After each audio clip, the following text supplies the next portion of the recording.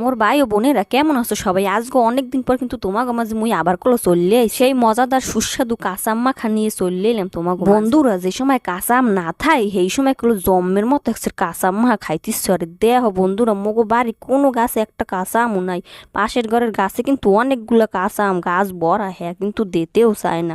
মুই যাই একটু চাইছি বুঝছো বন্ধুরা, একটু চাই অনেকগুলো কলো পাড়ে লই আইছি ফ্রিজে থল। তুমি আমরা কলো সুন্দর করে ছাড়লে একাল ধুয়ে ফেলাই লইলাম। মোরা কলো আমরারে এখন গসনি দিয়ে গোসে কুচি কুচি করে কুচাইয়া নিম। অর্ধেক গসনি দিয়ে গোসে নিলাম আর অর্ধেক কিন্তু দা দিয়ে কুচাই নিলাম, যাতে স্বাদ ভালো লাগে। এই জন্য কিন্তু দুই পথ একসাথে করে নিলাম। দেখেন কত সুন্দর কিন্তু কুচানো হয়ে গেছে। এখন মোরা কলো ফাঁকে সবকিছু ধুয়ে ঠুইয়ে লইছি। এখন মোরা প্রথমেই দিয়ে দিমু মরিচ, এরপরে দিমু পরিমাণ মতো লবণ, সাথে লেবু পাতা পরিমাণ মতো, সাথে পরিমাণ মতো চিনি দিব এবং দিয়ে দেব সরিষার তেল। বন্ধুরা মুই অনেকক্ষণ ধরে ভালো মতো কচলাইয়ে নিলাম। এখন সাথে দিয়ে দিছি কিন্তু একটু মশলা, যাতে স্বাদটা আরো ভালো আসে।